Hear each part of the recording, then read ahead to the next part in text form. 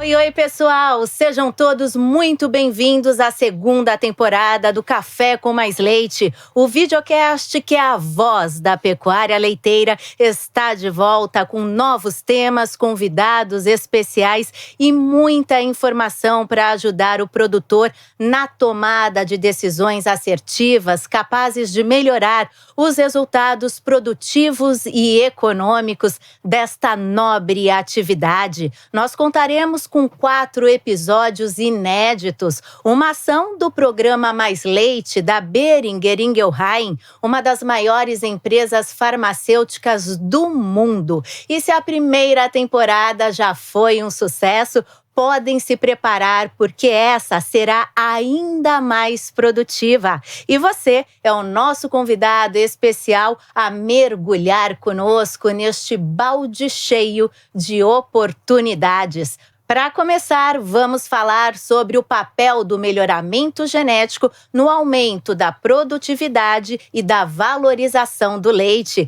Fique com a gente a partir de agora. E começando aqui, o nosso primeiro convidado é o Robert Silva, que é gerente de marketing e técnico de grandes animais da Boehringer. Bem-vindo, Robert. Olá, Paulinha. Uma satisfação imensa estar aqui nessa segunda temporada do Café com Mais Leite. Falar de um tema tão importante, que é o melhoramento genético. Eu, particularmente, tenho esse tópico, para mim, é muito interessante, porque eu tenho uma formação voltada ao melhoramento genético.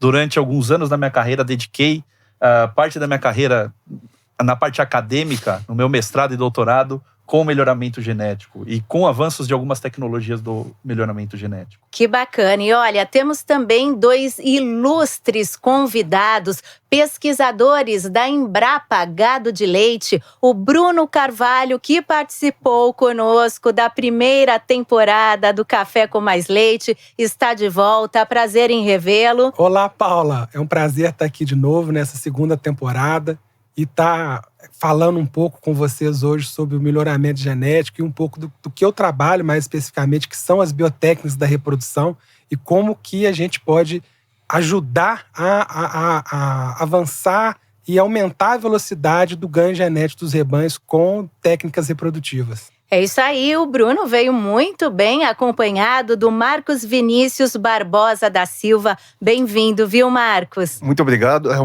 me sinto honrado de estar aqui, agradeço imensamente o convite. E é importante ter essa oportunidade para falar um pouquinho da Embrapa Gado de Leite, do trabalho que ela vem conduzindo, principalmente no foco do melhoramento genético, o qual a nossa unidade, particularmente, tem mais de 37 anos de experiência. Então é importante que a gente divulgue, né, e dê acesso aos resultados mais recentes para que os produtores possam, então, se beneficiar do que a Embrapa tem gerado em termos de tecnologia.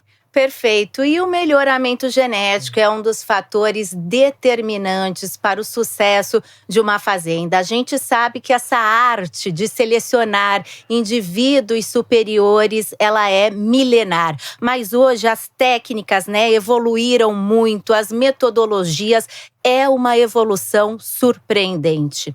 Exatamente. Muito pouca gente sabe, mas a primeira menção de melhoramento que se tem notícia é no livro do Gênesis, da Bíblia. Né? E naquele momento, o personagem bíblico, ele percebeu que se ele fizesse a seleção para ovelhas e caprinos que fossem malhados ou salpicados, né, ele poderia ter um aumento da produção e produtividade e teria um aumento do seu retorno econômico. Isso, a avaliação visual, ela permaneceu por centenas de anos, né? Cerca de 2.000, 2.500 anos, ou durante 2.000, 2.500 anos, a avaliação visual era o que era realmente utilizado. Isso foi sendo evoluído para o uso do pedigree, depois uso de genética de algumas fazendas que já faziam os programas de seleção, posteriormente, para aplicação de técnicas e metodologias estatísticas específicas, né? Como as equações dos modelos mistos. Isso evoluiu para a possibilidade de uso de marcadores moleculares ou informações de DNA dentro do processo de avaliação e culminou no uso das tecnologias genômicas ou da seleção genômica. Tá? Para que vocês tenham uma ideia, os ganhos genéticos nos rebanhos leiteiros nos últimos 15 ou 20 anos, desde a implementação da seleção genômica, ele mais do que dobrou. mostrando que o uso de tecnologias importantes e recentes na fronteira do conhecimento podem beneficiar a pecuária leiteira de modo geral. Mas seja qual for, né, a metodologia empregada durante esses 2.000 anos, 2.500 anos, a ideia foi sempre a busca da melhor eficiência na seleção dos indivíduos. Tá? Hoje, a gente tem a possibilidade de fazer a genotipagem dos embriões, que certamente impacta o ganho genético de uma maneira muito mais efetiva, dada a possibilidade de se aumentar a intensidade de seleção dentro de cada raça. É melhorar a acurácia que a gente fala, né? A confiabilidade. Exato. A eficiência, uma das maneiras de você medir a eficiência dentro do melhoramento é exatamente a acurácia ou a confiabilidade. E a ideia é que você possa passar a ter métodos mais eficientes e selecionar os indivíduos de uma maneira mais precoce. Por quê? Você selecionando o indivíduo precocemente, você tem a possibilidade de descartar aqueles que não serão produtivos, né? E a possibilidade de um uso antecipado desses animais. Então, quanto mais cedo esse animal for explorado, seja um touro ou seja uma vaca, maior é a possibilidade de ganho genético anual.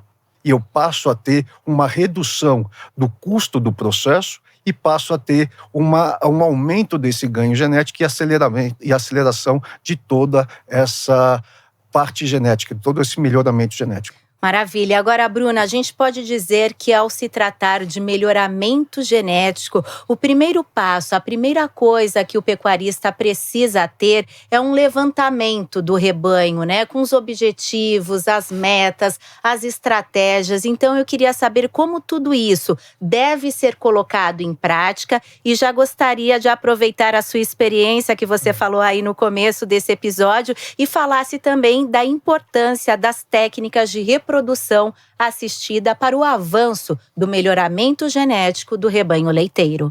Muito bom, porque o produtor, né, se ele quer melhorar, ele tem que saber qual a característica que ele quer melhorar. Então, a propriedade ela tem que ter uma escrituração zootécnica para ele poder identificar os animais que são de maior produção de leite, aqueles que têm o menor intervalo de parto, e ele dá a fazer o acasalamento mais adequado e usar as biotécnicas reprodutivas mais adequadas para cada animal. A gente tem um país que hoje a adoção da inseminação artificial no rebanho leiteiro ainda é baixo comparativamente com outros países, enquanto que no rebanho de corte a gente avançou muito com o uso da inseminação artificial em tempo fixo, mas no rebanho leiteiro a gente não cresceu tanto como poderia, tem um espaço muito grande. E aí a gente tem que melhorar os melhores animais. Então, nem todas as fêmeas, elas são boas o suficiente para deixarem filhas na propriedade. Ou a gente deveria aumentar o número de filhas das melhores vacas. E isso a gente consegue saindo da inseminação artificial e indo, por exemplo, para a produção in vitro de embriões, em que você consegue aumentar a produção de embriões de uma mesma vaca. E aí, esses embriões das melhores vacas podem ser usados para podem ser multiplicados, e aquelas vacas de menor mérito genético podem ser até as receptoras. Então ela vai parir dentro do rebanho, mas não vai parir uma filha dela, vai parir uma filha de uma vaca de maior valor genético. E na sua opinião, falta o quê para que essas tecnologias sejam cada vez mais empregadas no campo, no setor leiteiro? Quais são os principais gargalos? Os produtores, principalmente os pequenos e médios produtores, eles precisam avançar na adoção da inseminação artificial. Né? A gente precisa incrementar isso. Os programas de melhoramento da Embrapa têm feito uma contribuição muito significativa para isso. Um exemplo disso é o aumento da comercialização de sêmen das raças que a gente produz no Brasil, principalmente o Gir e o Girolando. Se a gente olhar nos últimos anos, houve um aumento muito grande da comercialização de doses de sêmen Girolando e Gir. Então isso ajuda o produtor a ter confiança no touro daquelas raças. Agora, eu também queria fazer um contraponto, que apesar do Brasil não ter avançado na inseminação, nós somos o segundo maior país em produção de embriões. Então a gente não avançou tanto na inseminação, mas a gente compensou aumentando a produção de embriões. Então a gente também consegue driblar um pouco desse gargalo com a produção de embriões in vitro. Marcos? Eu acho muito importante isso que o Bruno está falando, e talvez as pessoas tenham um conceito um pouquinho errado, é importante que a gente mostre aqui alguns conceitos, como melhoramento e reprodução, ou uso de biotecnologias reprodutivas, eles estão intimamente relacionados, né? Um exemplo é que o próprio conceito de seleção não é simplesmente a separação dos melhores indivíduos, mas a separação desses indivíduos e também um uso intenso desses animais na reprodução. Por outro lado, né, o uso de uma biotécnica ela não garante a qualidade do animal. Ela só garante a qualidade a partir do momento que os indivíduos selecionados são utilizados na biotécnica reprodutiva. Então, o uso da PIV ou da FIV, ela não garante o animal melhorado, mas o uso intenso da PIV ou da FIV em um animal geneticamente selecionado, sim. Então, esses conceitos são muito importantes. Melhoramento não vive sem a reprodução não vive eficientemente sem o melhoramento. Estão interligados, né? Por favor, agora você, Holber. Eu gostaria de fazer uma pergunta para o professor Bruno. Ele falou que o Brasil é o segundo maior produtor. Quem é o primeiro? Os Estados Unidos. Estados Unidos. Sim. Tá. Aumentou. O Brasil era o maior produtor de embriões in vitro. Perdia para os Estados Unidos quando somava embrião in vivo, que é o da suprovulação, que a gente tem resultado ruim no Brasil por conta das raças zebuínas. A gente avançou muito na produção in vitro, mas nos últimos anos o uso da FIV nos Estados Unidos, principalmente no sul dos Estados Unidos, tem aumentado muito, tanto em gado de leite quanto em gado de corte. Então, a gente hoje é o segundo maior país produtor de embriões. Correto. Agora, Marcos, o Bruno também comentou sobre o gir leiteiro, né, que é uma raça zebuína importada da Índia, e do gir holando, que é o cruzamento do gir com a raça holandesa. Essa questão de selecionar uma raça pura ou adotar o cruzamento, como chegar numa conclusão? Bom, a primeira coisa que a gente tem que pensar é o seguinte: nós temos um genótipo que pode ser melhor utilizado em um determinado local ou um determinado ambiente. Então, essa competição entre as raças, ela é muito pouco eficiente, na verdade, ou muito pouco produtiva. O que a gente tem que procurar sempre é a melhor raça ou o melhor cruzamento para aquele sistema de produção que a gente tem, né? Essa é a primeira coisa. Então, nenhuma dessas raças ou as raças leiteiras, elas são competidoras entre si. Mas, na verdade, elas desfrutam de todo um processo criado de seleção dentro de cada uma delas. Essa é a primeira coisa que tem que se ter em mente. A segunda é a seguinte: você pode ter cruzamentos, né, que você continua tendo a necessidade da seleção das raças puras. No caso específico do gir holando, né, você tem que não só fazer o cruzamento entre o gir e o holandês, mas continuar selecionando essas duas raças puras para que você tenha cada vez indivíduos, né, que apresentam determinadas características mais interessantes na raça cruzada. Um outro fato bastante importante é que o gir holando ele apresenta diferentes composições raciais que podem também diferir em relação à resposta dentro de cada um dos ambientes. Obviamente que quando a gente fala de animal cruzado, pensa em heterose, mas a seleção dentro da raça acaba sendo tão importante quanto a retenção dessa heterose. Então é importante que a gente continue tendo um processo de seleção dentro do gir holando bastante eficiente, né, para que a gente tenha uma heterose estável e, mesmo assim, animais bastante melhorados. Então a competição entre raças, às vezes um produtor mais apaixonado acaba optando por uma ou por outra, mas o importante é que nós tenhamos raças e opções diferentes para o criador, não importando que não sejam competidoras entre si.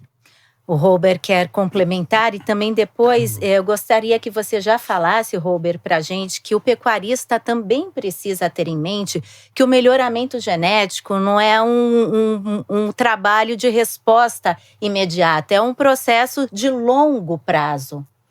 Sim, Paulinha, primeiro eu gostaria de fazer uma pergunta ao professor Marcos. Vamos lá. Vinícius, ele falou de heterose e acho que algumas vezes o nosso produtor, ele não sabe o que é heterose, professor. Então, se puder explicar o que seria heterose. Perfeito. Bom, na verdade, quando nós cruzamos duas ou mais raças, você pretende explorar dois fenômenos diferentes, que são a heterose e a complementariedade. Eles são intimamente relacionados, mas a gente pode diferenciá-los para que se torne um pouquinho mais didático. A heterose, na verdade, é a superioridade genética dos filhos em relação à média dos pais.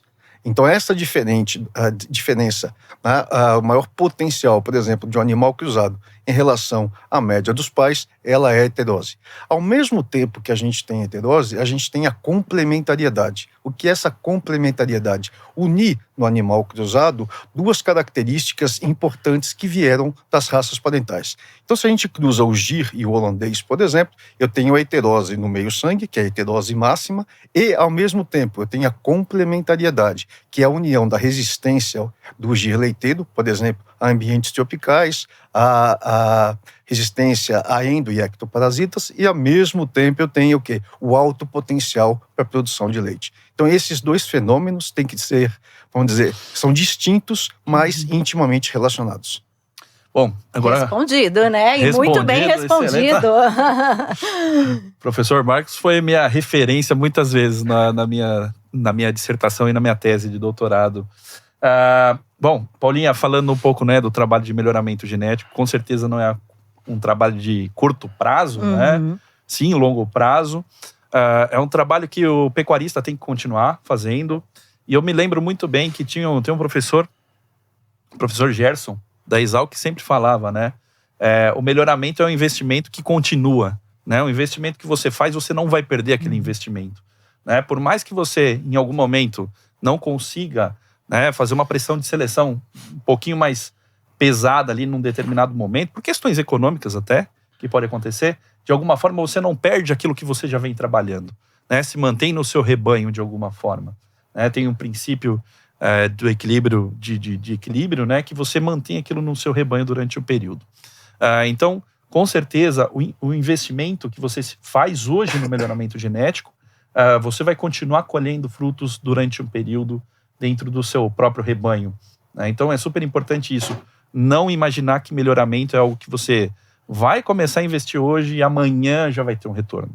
Tem que pensar a longo prazo, exatamente. É um investimento a longo prazo, é um investimento que tem paciência e também, às vezes você pode cometer alguns erros no caminho, né, no trajeto, mas tem que ajustar. Sempre ajustando, pensando qual é seu objetivo de seleção, para avaliar os seus critérios de seleção e chegar ao seu objetivo no final. É isso aí, é um trabalho que tem começo, meio, mas não tem fim. Os ganhos são acumulativos, né? São passados de geração para geração. Como você disse agora há pouco, né, Marcos? O objetivo do melhoramento genético é produzir filhos superiores aos pais. E agora eu queria que você falasse um pouquinho mais sobre todos esses avanços que nós comentamos lá no começo, né? Você começou falando sobre o fenótipo, até chegar na genômica nos dias atuais. Tudo isso se complementa ou o produtor deve focar em um método específico?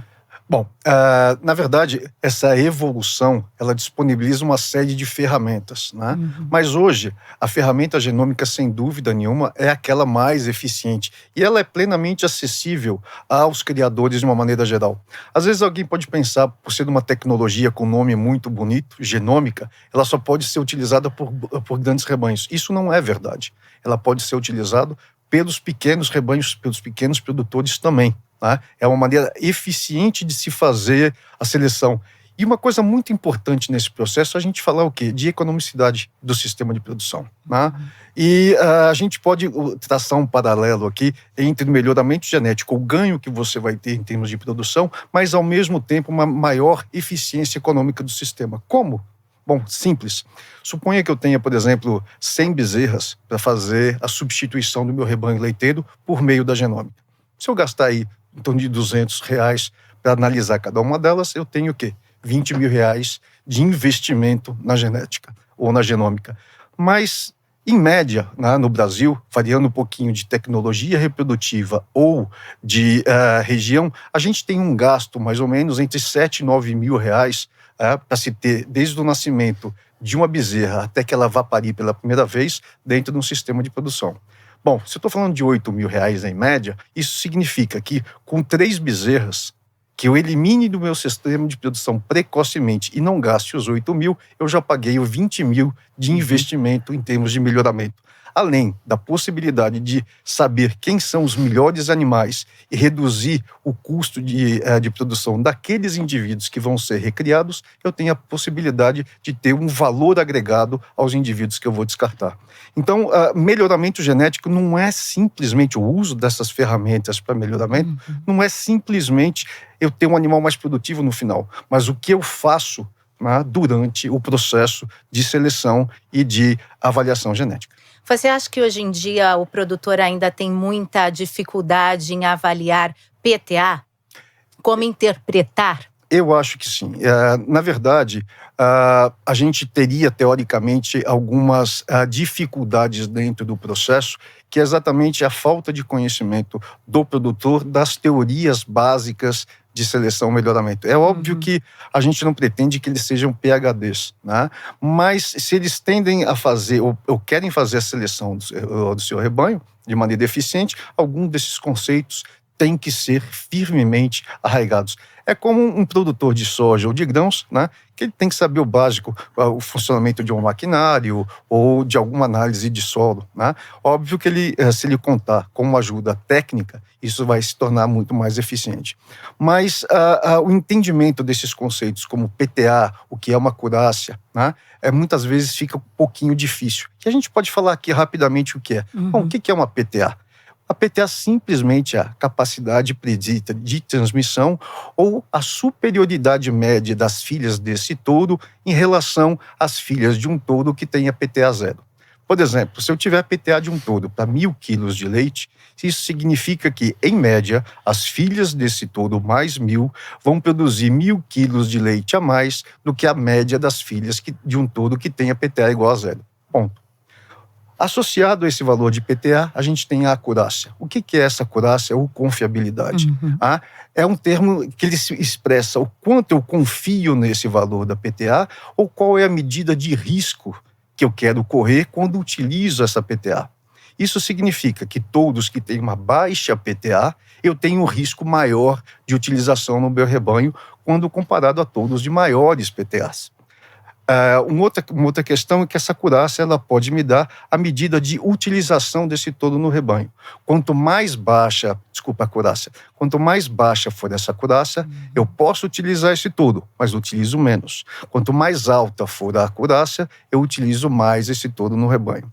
O importante é que nós façamos a opção por touros com base na PTA e façamos a utilização desse touro com base na acurácia ou confiabilidade. Robert tem um ponto aí para colocar, né? Uma perguntinha? Perguntinha, professor. Hoje, olhando o nosso rebanho leiteiro no Brasil, talvez o exemplo do Girolando ou do Gir, hoje a genômica tem incrementado, né? Vamos pôr uma característica que é a produção de leite, que acho que talvez seja o norte de todo mundo, né? Todos os produtores. Hoje, qual o incremento que a gente tem tido na acurácia ou confiabilidade da PTA para essa característica, pensando num touro sem progênie, num animal sem progênie, né? Um macho jovem que não tem progênie ainda. Perfeito. Bom, no caso do gir leiteiro, né, as equações de predição desenvolvidas pela Embrapa garantem aos touros jovens, indivíduos que acabaram de nascer, né, algo em torno de 70% a 75% de acurácia. Isso significa que, em média, né, se a gente utilizasse a avaliação tradicional, esses touros teriam 35%. Nós, então, dobramos a acurácia dele simplesmente pelo DNA. Talvez seja importante, Robert, se você me der essa oportunidade, de diferenciar o que é uma seleção tradicional e o que é a seleção genômica.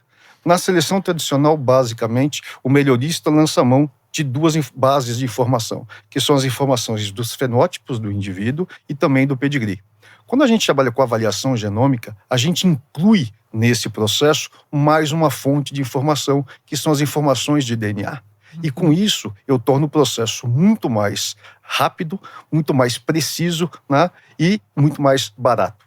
Para você imaginar, antes da genômica, você demorava em média 5 a 6 anos para se testar um touro holandês e raças zebuínas até um pouquinho mais, de 7 a 8 anos.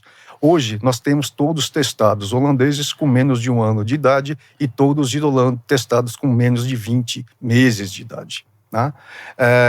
Em relação ao girolando, esse incremento ele foi um pouquinho menor, até pela constituição genômica da população, genética da população, mas os ganhos hoje estão em torno de 65% a 70%. Então, vale a pena selecionar ou usar a avaliação genômica para a seleção de machos e fêmeas. O Bruno quer complementar. Só colocando que é isso que o Marcos coloca, da gente conseguir testar o touro mais jovem, isso tem um efeito muito bom para as biotécnicas da reprodução. Porque hoje a gente tem na central touros muito mais novos, muito mais jovens do que a gente tinha no passado. E nós estamos falando numa maior produção de doses de sêmen com uma qualidade de sêmen muito melhor. E aí, o que acontecia no passado é que o touro ia para o teste progênio, precisava esperar 5, 7 anos para ter o resultado. O touro é bom. Volta o touro para a central. O touro já tem 10 anos. Ele não vai produzir a mesma quantidade de sêmen. Nós perdemos não só o tempo de aproveitar esse touro, mas nós perdemos também o ápice da juventude dele quando ele ia produzir um sêmen de melhor qualidade. Marcos. Eu vou ousar entrar um pouquinho na área do Bruno, né? E tudo que ele falou realmente é verdade. E acrescento, Bruno, que muitas vezes, no caso principalmente do Giro e do Girolando, quando a gente tinha o teste do todo, ele já tinha morrido. Esse era o maior problema, ou seja, você às vezes tinha um touro de alto desempenho genético, mas o número de doses que ele deixava ao longo da vida era o quê? Muito pequeno, para que você efetivamente pudesse ter ganho genético dentro do rebanho ou na raça. Então esse era um problema. Hoje, você consegue associar algumas biotecnologias reprodutivas ao melhoramento. Por exemplo, né, existem trabalhos mostrando que você pode fazer a punção de ócitos ainda em fêmeas que estão sendo gestadas em torno de 7 meses de idade. Existe uma outra biotécnica que a gente chama de surrogate sire, onde um touro, por exemplo, da raça holandesa ou da raça Gir, que acabou de nascer, tem 2 ou 3 meses de idade, você consegue fazer a seleção, a extração das células-tronco do testículo desse indivíduo e fazer um nocaute de um touro de uma outra raça que tem uma idade mais elevada, 18 a 24 meses, e transpor essas células-tronco do testículo desse animal mais jovem no touro mais velho. Ou seja, você está antecipando a produção de sêmen desse animal mais novo, usando por um animal mais velho. Então, hoje, existe uma série de técnicas que podem ser utilizadas, mas sempre objetivando o quê? O ganho genético por unidade de tempo. Bom, gente, agora eu queria destacar aqui um ditado que diz mais ou menos assim: o que não é medido não pode ser avaliado, o que não é avaliado não pode ser melhorado. E a gente sabe que seleção é comparação. Então eu queria que você contasse agora pra gente, Bruno, qual o comparativo que você faz do rebanho leiteiro atual em relação a anos anteriores, principalmente assim, falando sobre produtividade. Olha, o que a gente tem observado é um incremento forte na produtividade dos rebanhos nacionais. Principalmente, no nosso caso, a gente falando das raças que a gente trabalha, que é o Giro, o Girolando, o Guzerá para leite também. São raças que têm o programa de melhoramento genético com base no teste de progênio e que você tem os touros provados que estão sendo usados nas matrizes, então você tem esses filhos. Então, é um ganho expressivo de aumento de produtividade ao longo do tempo. O Marcos, que tem trabalhado diretamente com o Giro e com o Girolando, ele pode falar do número dessas tendências genéticas.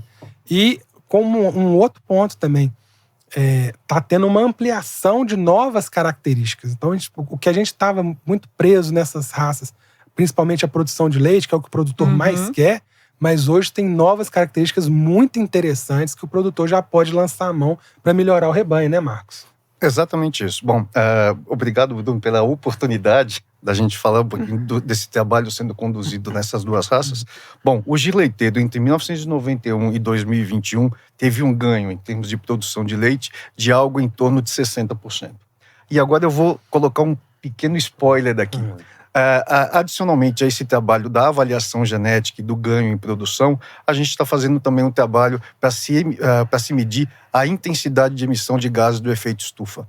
O que a gente viu no caso do Gir, que nós tivemos um aumento de 60% na produção entre 1991 e 2021 e, ao mesmo tempo, uma redução de 49% na intensidade de emissão de gases do efeito estufa. No caso do Girolando, nós tivemos um aumento de produção em torno de 45% e mais de 50% na redução de gases do efeito estufa. Isso significa que os programas de melhoramento estão tornando esses animais, Giro e Girolando, mais eficientes e mais responsáveis do ponto de vista ambiental. Olha só, agora, Robert, eu queria lembrar, né, que o resultado final de um animal, aquele que nós visualizamos, é chamado de fenótipo, né? E a carga genética é o genótipo. E existe uma fórmula básica que é fenótipo é igual ao genótipo mais o meio ambiente, ou seja, tem vários outros fatores que influenciam o desempenho dos animais, nutrição, manejo e sanidade. Então aí entra a Boehringer com seus 137 anos de compromisso com esse setor. Vamos falar um pouquinho sobre essa questão? Sim, claro, Paulinha. Bom, se eu não me engano, professor, pelo que eu me lembro, lá da minha época acadêmica, nós tínhamos o fenótipo igual ao genótipo, mais ambiente, mais a interação genótipo-ambiente. Olha só, tem mais, né? Mais. Que é super importante também ser considerado, né? Essa interação é super importante. E com certeza a parte de sanidade está dentro desse contexto. Hoje, a Boehringer não só traz soluções para a saúde, para a sanidade, mas também soluções para o pecuarista, de forma que a gente consiga certificar esse pecuarista de alguma forma, como o CertiBios, né, que a gente lançou com a Embrapa recentemente. Mas a gente tem uma gama também de trabalho sendo feito com os nossos protocolos, com o uso racional de antibióticos também, que nós vemos uma importância gigantesca nesse tema, né? Hoje o mercado pede que a gente seja responsável pelo uso de antibióticos. A parte de bem-estar animal também é super importante, né? Então, nós entregamos isso para o pecuarista, a gente busca, né? E o nosso videocast aqui hoje é para trazer informação, cada vez mais trazendo informação para o pecuarista leiteiro, trazendo soluções, né? Trazendo informações para esse pecuarista. Informação com credibilidade, esse é um insumo primordial na cadeia produtiva do leite.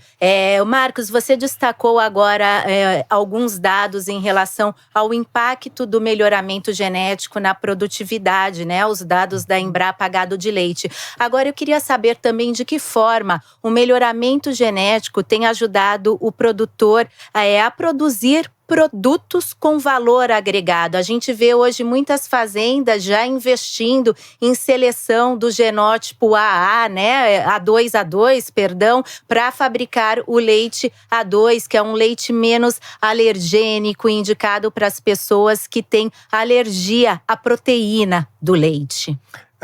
Exatamente. Bom, na verdade, a beta-caseína, né, ele é um gene que está ligado a uma proteína, também que se chama beta-caseína, mas é uma entre outras 6, né, existentes no caso dos bovinos. É importante dizer que esse foco dado ao A2A2 como anti-alergênico, ele é um pouco contestado na literatura ainda. Isso porque o A2A2 seria um leite realmente anti-alergênico se a pessoa tivesse única e exclusivamente alergia à beta-caseína. Normalmente, uma pessoa que é alérgica a todas as proteínas do leite. Tá? Então, dizer que a A2A2 é anti-alergênico, ele pode não ser a denominação mais correta. O importante é o seguinte: no processo de digestão do leite A1A1 ou A1A2 pelo ser humano, há o desenvolvimento de um peptídeo, de um opioide, chamado beta-casomorfina 7. E é esse opioide que causa o problema de alergia. Bom, no caso do A2A2, não há exatamente a formação desse opioide e, consequentemente, ele não traz esse processo alérgico. Essa é a primeira coisa.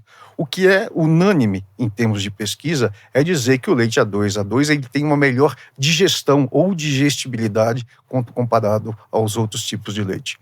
E existem já trabalhos dizendo que essa melhor digestibilidade ela é uma atenuante, né, em casos, por exemplo, de autismo, né, em casos de algumas outras desordens, ou de espectros, né, de algumas doenças. Por quê? Porque o leite A1A1 ou A1A2 pode causar uma certa irritabilidade intestinal ou desconforto gástrico, e esse desconforto acaba potencializando o espectro de algumas doenças, como, por exemplo, o autismo. Mas as coisas ainda estão sendo estudadas. No caso do valor agregado, é verdade, né? O que a gente vê hoje é um leite A2 sendo utilizado na confecção de queijos e muita gente realmente conseguindo agregar um valor bastante grande a esse processo e conseguindo, às vezes, obter um valor por quilo de leite 3 ou 4 vezes o valor de mercado quando se transforma esse leite em queijo. E existem outros genótipos que poderiam também ser selecionados nessa linha que a gente está falando de alergia e intolerância, lembrando que são coisas diferentes, vale dizer também, né? Isso. Normalmente, a intolerância ela está ligada à incapacidade do indivíduo de digerir a lactose, que é um açúcar, por conta da redução ou da quantidade pequena de uma enzima ou inexistência dessa enzima que é a lactase. Então, essa é uma coisa que está ligada ao açúcar. Quando a gente fala de alergia, nós estamos ligando esse processo à proteína. Existem outras proteínas, como, por exemplo, a beta-lactoglobulina ou a kappa-caseína, que também estão ligadas não só ao processo alérgico, mas também ao rendimento em queijo, né, dentro de uma propriedade. Então, é possível, sim, selecionar não só para beta-caseína, mas para esses outros genes, beta-lactoglobulina e a kappa-caseína, para que você não só tenha um queijo com melhor digestibilidade, mas também uma maior produtividade por quilo de leite utilizado. Ótimo. Bom, e ao longo desse episódio nós falamos da importância dos touros, falamos também dos sumários, né, um pouquinho. Agora eu queria falar da outra metade do material genético, que é a vaca. Então, Bruno, conta pra gente como selecionar as melhores matrizes para o rebanho. Muito bem colocado, né? Porque o produtor, muitas vezes, ele está preocupado em usar a tecnologia, né? Fazer a inseminação e como que ele vai usar isso dentro do rebanho, né? E eu queria usar, por exemplo, o exemplo do sêmen sexado, né? Que é um sêmen que você consegue selecionar o sexo das crias que vão nascer. Então, no leite a gente quer fêmeas. Agora, como é um produto mais caro, você tem que selecionar em quem que você vai usar. Então, você não pode usar em todo mundo, que o seu custo aumenta muito. Você tem que usar o quê? Naqueles animais que vão responder melhor ao sêmen sexado, que tem uma fertilidade maior, mas você não pode simplesmente usar nos animais de menor valor genético. Então, você tem que associar, identificar os animais de maior fertilidade, que vão responder melhor à tecnologia, e aqueles animais de maior valor genético. A nossa sorte, né, Marcos, que muitas vezes estão juntos, porque são os animais mais jovens do rebanho, geralmente são aqueles que têm, em média, os maiores valores genéticos. Então, um produtor vai começar a usar o sêmen sexado. Ele tem que começar por onde? Pela novilha. Ela vai responder melhor, então ele vai ter resposta à tecnologia, ele vai ter prenhez de sêmen sexado, então ele vai conseguir pagar aquele investimento fácil, e ele vai ter a garantia que, na média, ele vai ter provavelmente um animal de valor genético melhor do que se ele estivesse seminando aleatoriamente as vacas em lactação. Porque, na média, as novilhas a gente espera que elas sejam melhores do que as mães, senão não está tendo seleção genética. Aí o produtor já está tendo um resultado bom, ele entende o uso do sêmen sexado, está avaliando o desempenho, a fertilidade, a taxa de concepção, e aí ele quer ampliar, ele está precisando de mais novilha, porque ele está crescendo o rebanho. A gente tem visto isso hoje muito com compost barn. As fazendas estão dobrando de tamanho a cada 2 anos. E aí o produtor precisa de fêmeas para repor o rebanho para ele poder crescer. E aí, ele já dominou o uso da tecnologia em novilha? Sim. Aí ele dá o próximo passo, vai para as primíparas. Tem um resultado bom, ainda precisa de mais fêmea? Aí ele vai para as vacas de segundo parto, que também já emprenharam no primeiro parto, quando eram novilhas de sêmen sexado. E aí você tem uma garantia dele tá usando a tecnologia nos animais de maior valor genético, nos animais que vão dar a maior resposta. E aí ele vai efetivamente ter um número maior de filhas desses animais. E aí ele vai conseguir avançar no melhoramento genético. E tem uma questão que o Marcos pode me ajudar também, é que quando ele usa em novilhas, ele também está ajudando a encurtar o intervalo de gerações do rebanho dele. Isso também tem um ganho positivo, né, Marcos? Exatamente. Quanto mais cedo eu utilizar o indivíduo no meu rebanho, né, significa que eu estou reduzindo esse intervalo de geração. O que é o intervalo de geração? A idade média nos filhos, dos pais, ao nascimento dos filhos. Então, quanto mais, vamos dizer, intenso for o uso de jovens animais, mais intenso também são os ganhos genéticos anuais. Ô Marcos, e graças a todo esse trabalho, hoje o Brasil já passou de importador para exportador de material genético do nosso rebanho leiteiro. Eu queria que você falasse um pouquinho mais sobre isso, nossa genética presente em quantos países? Bom, esse é um ponto, Paulinha, que eu tenho assim, muito orgulho de falar e de ser brasileiro e de ser um cientista brasileiro. Isso por quê? Bom, há 100 anos, mais ou menos, né, nós importamos animais da Índia. E os criadores brasileiros tiveram a percepção de que era necessário a implementação de programas de melhoramento genético para essas raças. Não importa se ele poderia ser melhor, se ele poderia ser maior, mas ele foi eficiente, dentro das limitações que existiam à época. E ele tornou os animais, tanto das raças de carne como de leite, mais produtivos. Por exemplo, no caso específico do gir leiteiro, né, nós tivemos aí, depois de 40 ou 50 anos de importação, a criação em 1985 do teste de progênie e agora, recentemente, o uso da seleção genômica. Então, a Embrapa teve um papel importante, não só no auxílio do produtor no processo de seleção, mas também no desenvolvimento de ferramentas que são passíveis de serem utilizadas. Hoje, 12 países querem a genética de leiteiro e o Brasil está exportando essa genética para esses países. Ao mesmo tempo, a própria Índia, ela quer não só os animais melhorados do Brasil, mas o uso da tecnologia gerada pela Embrapa Gado de Leite, que são as equações de predição genômicas para o gir. Existe uma demanda de mais de 50 mil animais a serem avaliados na Índia, né, por conta dessa tecnologia que a Embrapa Gado de Leite desenvolveu. E é com muito orgulho que a gente diz isso, né, como cientista brasileiro. Existe ainda uma outra questão, né, que se a gente pensar que o número de indivíduos selecionados ou importados lá atrás foi reduzido, existe um aumento crescente da endogamia dentro do rebanho brasileiro.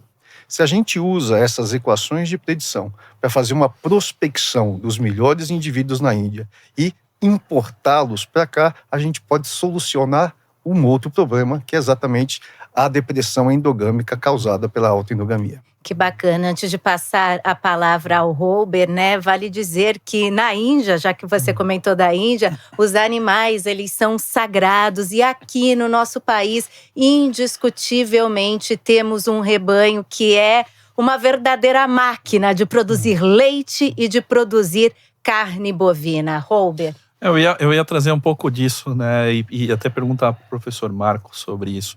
A gente falou aqui do girolando, né? Mas a gente tem outras raças também no Brasil que vem sendo trabalhado o melhoramento genético, como o holandês, o Jersey. Professor, fala um pouquinho da perspectiva para essas raças também. Perfeito. Holandês e Jersey, que acho que são, né, de leite, acho que são as duas, tirando o gir e girolando, acho que são as duas mais representativas hoje no Brasil de leite, né? Isso. Bom, no caso do holandês, nós temos um colega, que é o Dr. Cláudio Nápoles, que é responsável pelo programa de melhoramento, e a gente espera que em breve ele já implemente a seleção genômica na raça aqui no Brasil.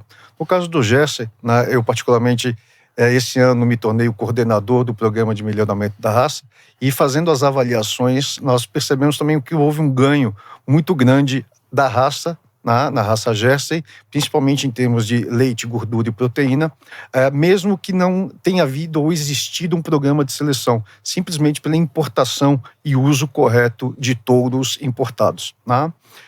Uma coisa bastante interessante, né, que eu gostaria de dizer que neste ano nós lançamos o sumário genômico da raça Jersey, o produto de uma parceria entre a Associação de Criadores da Raça Jersey do Brasil e a Embrapa Gado de Leite.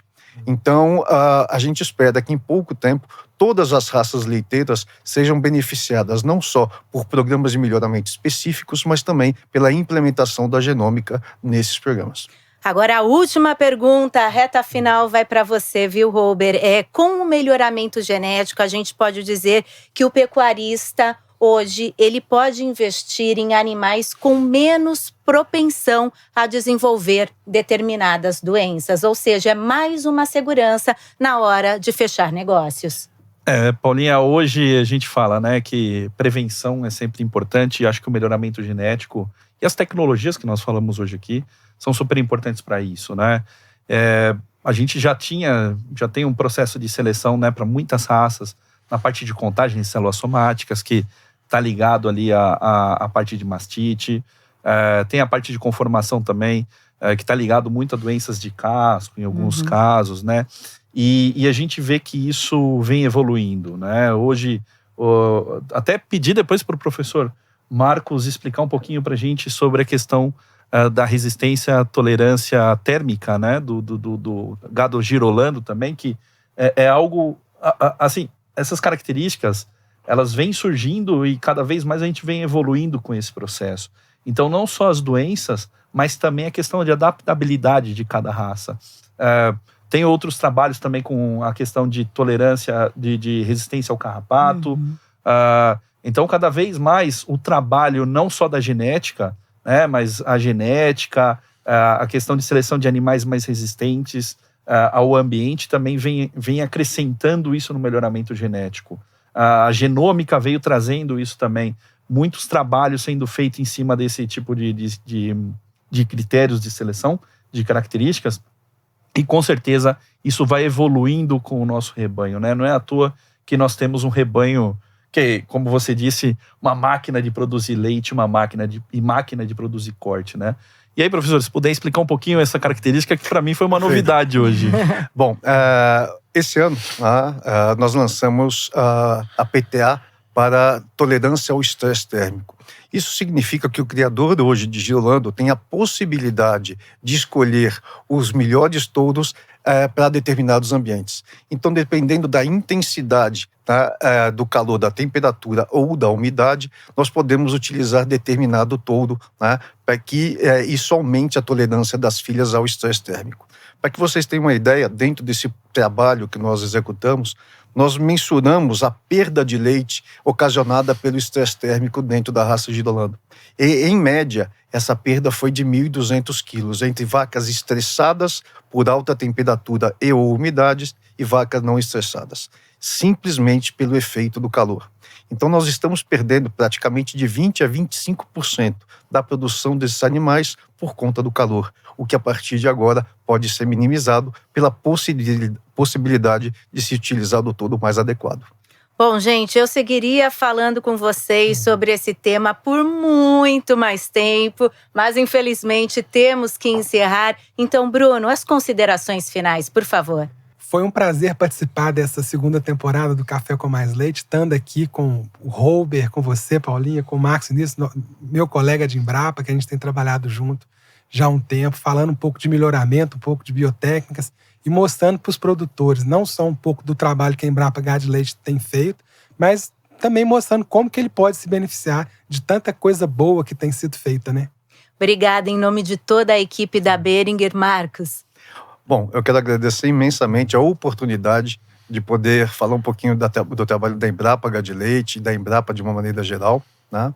E dizer como uma mensagem final, a unidade básica de informação de um melhorista é a informação. Quanto mais informação de qualidade e quantidade nós tivermos, há mais possibilidade de desenvolver um trabalho, vamos dizer, robusto, né? Por isso eu apelo aos produtores, façam um controle leiteiro. Façam a anotação de todos os dados zootécnicos. O principal beneficiado vai ser você mesmo. É isso aí, o futuro é agora, entre hoje e o amanhã. As atitudes, as estratégias adotadas irão determinar os resultados finais, né, Robert? Paulinha, que falar, né? Sem palavras. Dessa aula, de um tópico que eu sou apaixonado, que é o melhoramento genético, né? Agradecer ao professor Bruno e ao professor Marcos Vinícius, trazendo um pouco do conhecimento deles, uma aula aqui, né, pra gente, trazendo um pouco da Embrapa também, que todo mundo conhece, né, temos dúvida, né, que traz bastante informação e evolução para a nossa pecuária leiteira, né, Embrapa Gado de Leite, e lembrar os produtores, né, Todos esses tópicos, inclusive o melhoramento, fazem parte do seu dia a dia na produção, fazem parte do que vai fazer a diferença lá na frente entre pôr dinheiro do bolso ou não colocar, né? E o melhoramento genético é isso. Melhoramento genético vale a pena o investimento, é um investimento a longo prazo? Dá trabalho? Dá, né? Isso com certeza. Mas vale a pena o investimento. Então, para ter uma pecuária e evoluir na pecuária, na produção, a gente precisa fazer investimentos e trabalhar com critério, fazer controle leiteiro, como o professor Marcos falou, fazer o controle, usar biotecnologias, como o professor Bruno trouxe também, biotécnicas da reprodução. Para quê? Para cada vez mais a gente evoluir com o nosso rebanho. Então, acho que hoje foi excelente. Agradecer ao professor Marcos Vinícius e ao professor Bruno. E, Paulinha, obrigado. Eu que te agradeço, viu, Robert? Agradeço a todos vocês mais uma vez e muito obrigada a você que acompanhou essa estreia da segunda temporada do Café com Mais Leite, o videocast que é a voz da pecuária leiteira. Já anota aí o tema do nosso segundo episódio, Pecuária Leiteira 4.0, mais que um conceito, uma realidade. Eu espero você. Até lá. Tchau, tchau.